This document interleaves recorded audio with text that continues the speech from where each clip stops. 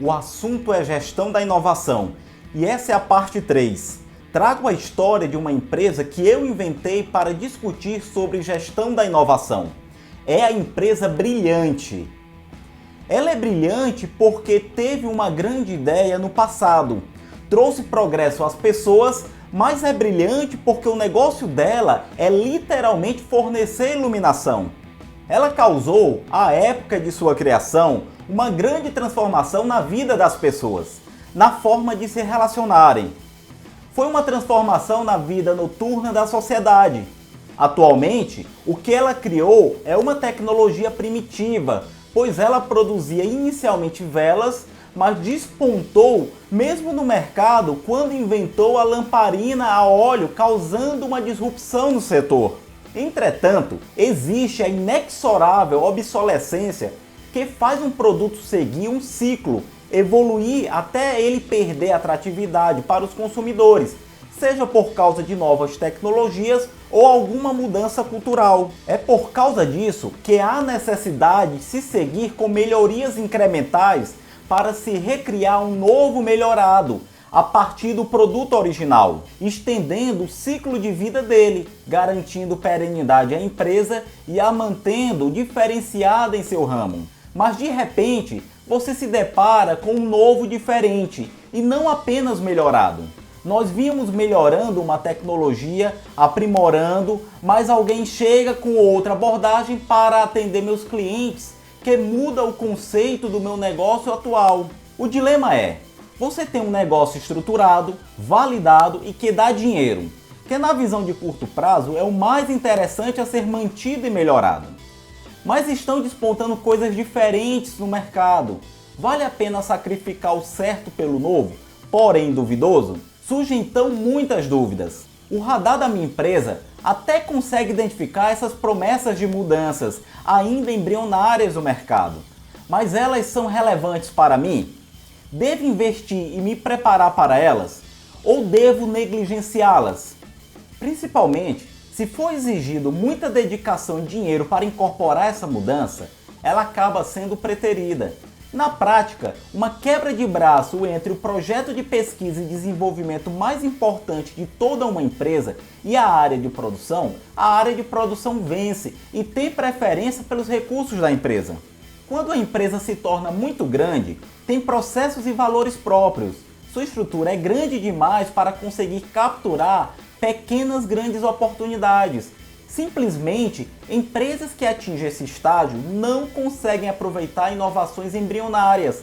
Elas têm um anzol grande demais, incapaz de capturar um pequeno peixinho.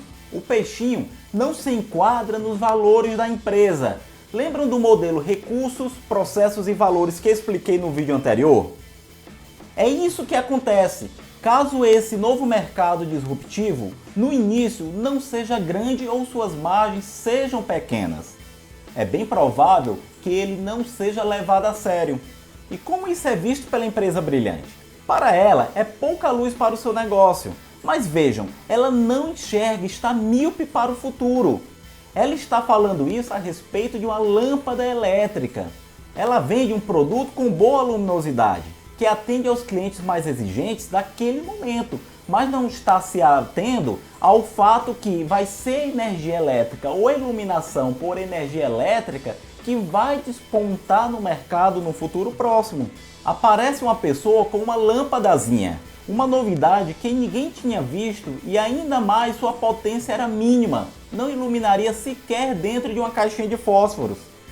A empresa diz: isso não serve. E por outro lado, ela ainda pensa assim: eu consigo melhorar o meu produto, posso fazê-lo evoluir e iluminar cada vez mais. Aumentos incrementais, mas eu sei fazer isso aí. Meu produto, sei fazer a custos baixos e essa lâmpadazinha, seu custo é muito alto para fabricá-la e não resolve o problema de meus clientes mais exigentes, que é iluminar as residências e espaços públicos. Minha reflexão é: e quando somos muito grandes para seguirmos por novos caminhos? As empresas estão cientes disso? Ou se sentem protegidas justamente por serem grandes? Vejam só, um produto forte ao mesmo tempo cria uma fragilidade. Projetos são jogados fora por conta desses filtros todos estabelecidos pelas grandes corporações. São barreiras muito elevadas que acabam por descartar as grandes oportunidades. Assim, ideias promissoras são naufragadas. O cenário está em constante mutação. E não importa se você concorda ou não, se isso não for apropriadamente percebido, a empresa poderá explodir e desaparecer. Todo negócio tem um ciclo e tende a desaparecer mais cedo ou mais tarde. Explore todo o potencial do negócio atual. Viva o presente. Sem ele não há o futuro, mas não se prenda apenas ao presente. Essa é a mensagem. Uma boa estratégia que o marketing nos dá é: mire na oportunidade e não no produto. Se alguém não consegue se enxergar no ramo de comunicação e acha que o negócio dela é fabricar e vender dispositivos para realizar ligações, é provável candidato a ficar para trás nos giros da inovação. Falhar no posicionamento de um negócio e se voltar para o seu próprio produto e não para o cliente é algo a ser evitado. Isso não dá certo para quem quer inovar. E quando a inovação do outro te surpreende?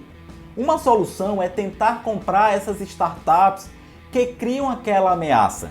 Mas a depender da essência dessa inovação e das capacidades de seu negócio, essa estratégia muitas vezes dá errado. A causa disso é não enxergar uma empresa além de seus recursos e produtos, esquecendo como são seus processos e valores.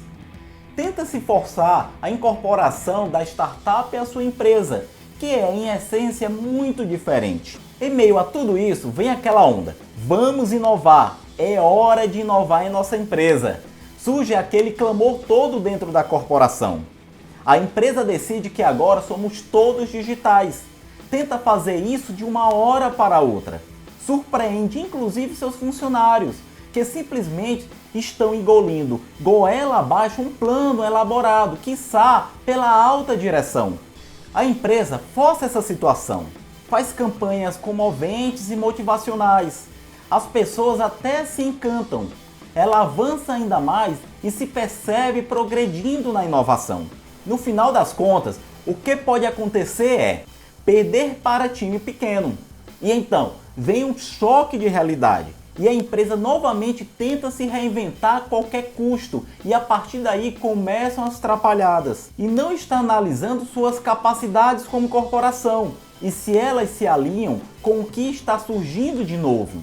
No fim das contas, o que a empresa acaba fazendo é tornar o abacaxi que ela criou em algo ainda mais estranho. A questão é: as ferramentas que a empresa tem e os valores que ela tem são diferentes dos problemas que ela está enfrentando. A empresa fica fadada ao desapontamento e frustração com todo o carnaval criado por ela na tentativa de forçar sua adequação à inovação que está dominando o seu ramo. Mas é incontestável que a empresa brilhante é competente em sair daquela simples vela e chegar até uma lamparina sofisticada. Isso é ser muito bom naquilo que se é bom.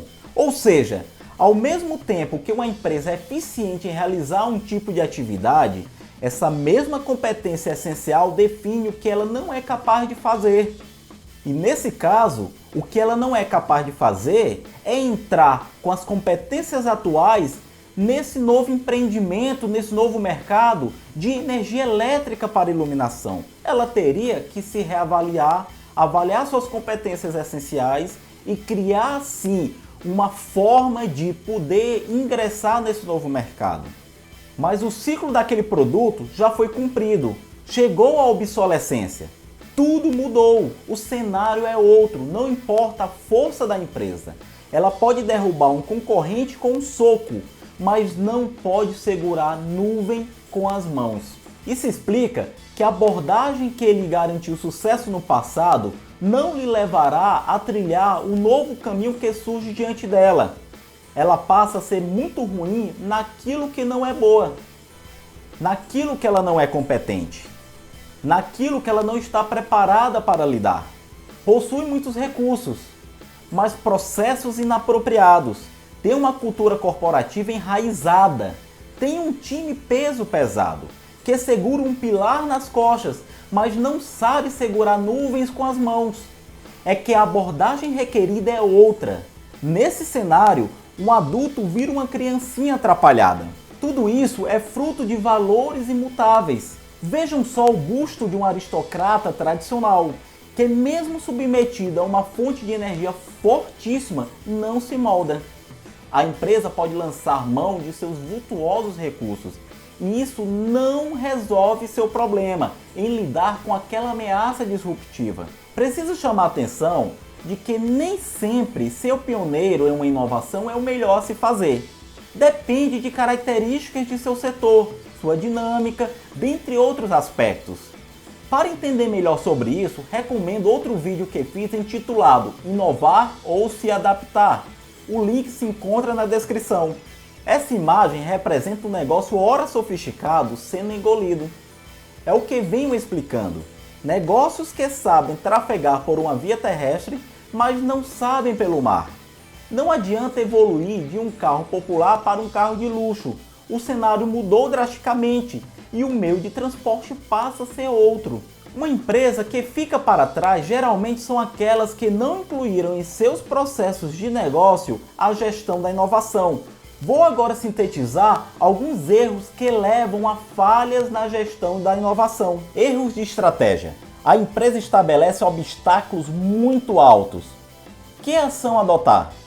Ampliar o escopo de oportunidades a serem consideradas pela empresa. Não se restringir apenas a mercados ou inovações que prometam grandes fatias de mercado ou elevadas margens.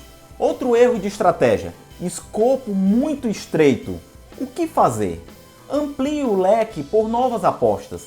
É preciso permitir explorar novas possibilidades, sair de sua caixa e enxergar valor em coisas fora do seu nicho. Só apostar naquilo que tem dado certo não é legal. A empresa fica presa à armadilha de elaborar muitos projetos parecidos entre si.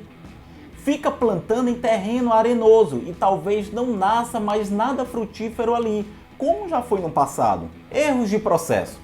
Está relacionado a controles muito rígidos. Utilizar mecanismos de valuation de projetos para pesquisa básica e grandes inovações não permitirão identificar o potencial retorno financeiro. Esses métodos põem em desvantagem qualquer inovação, principalmente as disruptivas. Por isso, é fundamental aumentar a flexibilidade dos sistemas de planejamento e controle. Erro de estrutura causa conexão fraca. Quando a inovação é relegada a um único setor da empresa, ainda mais sem o reforço de sua importância através de sinalizações da alta liderança, a inovação passa a ser algo apenas para o inglês ver. O que fazer? Estreite os laços entre inovadores e outros setores da empresa. Destrua a imagem de que apenas alguns devem inovar e que quem inova é um vida boa, que não faz nada de útil para a empresa. Erros de habilidade. Causa liderança fraca e comunicação precária. Sugiro que os projetos de inovação sejam feitos a 4 mãos. Todos têm que estar envolvidos para ajudar na inovação em si e minimizar as chances de setores tradicionais se oporem veementemente. Dessa forma, profissionais das áreas mais tradicionais da empresa se sentirão atuantes, entenderão melhor as nuances relacionadas à inovação e de fato podem acabar sendo um canal a mais para dar uma contribuição significativa. O que fazer? Escolher líderes de inovação com fortes habilidades interpessoais.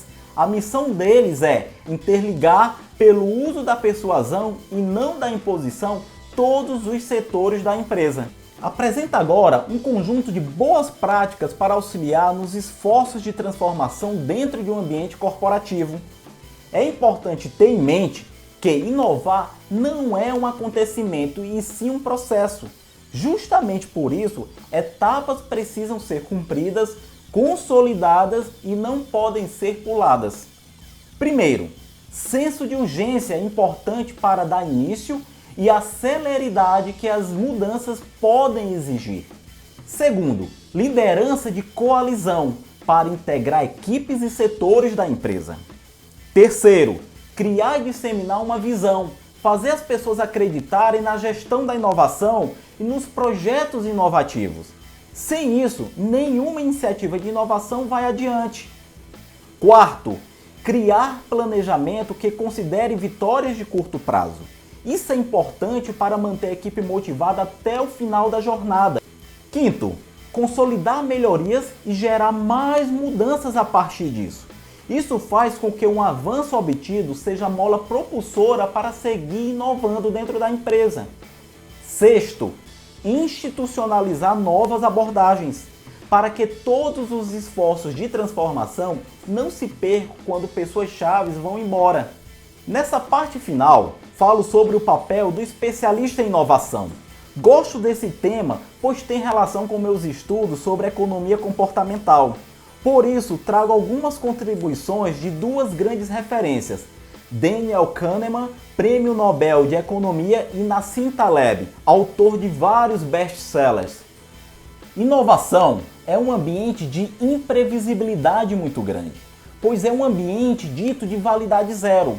O que o Daniel Kahneman diz é que se trata de um ambiente que não existe uma regularidade natural de como as coisas funcionam dentro dele. O tempo para se ter uma resposta como resultado a uma ação qualquer feita dentro dele é muito longo, não permitindo realizar experimentações que possam estabelecer relação de causa e efeito.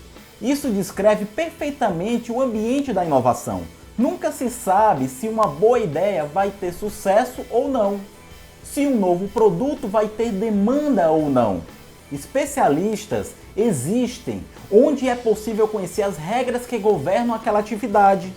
Ele estuda e pode inferir quais os resultados para cada ação, pode prever o ordinário. Por exemplo, não é pouco trabalho conhecer todas as regras da Receita Federal. Existem especialistas para isso. Mas em ambiente de validade zero, as coisas mudam de figura. Prever a capacidade criativa humana é algo muito utópico. Especialistas são presas do conforto cognitivo e coerência. Isso funciona assim. O especialista vai tendo várias experiências positivas de inovação incremental. E isso gera reforços positivos sobre ele. Essa situação o deixa confortável, autoconfiante. E o especialista passa a enxergar uma coerência que não existe. Ele cria uma falácia narrativa que vai justificando as experiências dele.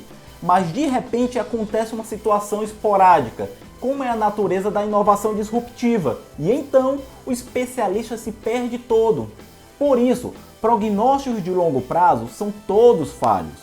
Por isso que dentro da área financeira eu me limito a explicar como as regras funcionam e a entender as necessidades dos clientes, pois esse é um ambiente de validade zero também.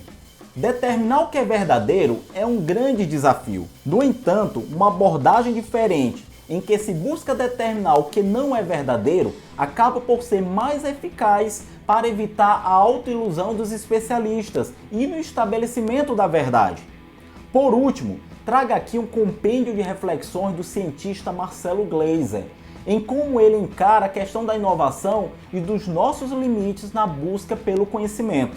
Eu intitulei esse último tópico como a eterna dança do conhecimento, e essas reflexões dele me parecem bem pertinentes para nos guiar na missão de administrar a inovação. Quando o corpo do conhecimento cresce, a fronteira de nossa ignorância cresce também. Aprender mais sobre o mundo não nos aproxima de um destino final, porém aumenta a capacidade em elaborar novas perguntas, abre espaço para inovações inesperadas. É uma grande fonte de inspiração sabermos que, apesar do avanço do conhecimento, sempre existirá lugar para o novo.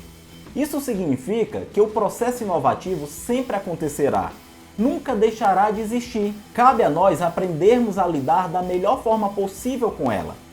A ignorância e não conhecimento é a mola propulsora da criatividade científica. Saber o que não sei ajuda muito a acertar mais do que errar quando se trabalha com inovação e pesquisa científica. Então é isso. Encerra aqui essa longa jornada sobre gestão da inovação. Não deixem de compartilhar, deem um like e façam sua inscrição. Obrigado e vamos nos transformar. Apresente sugestões de leituras que me inspiraram ao longo dessa palestra. E para quem deseja acompanhar mais sobre inovação, além de me seguir em meu canal, sugiro seguir o Arthur Igreja, grande profissional e divulgador da inovação aqui no Brasil.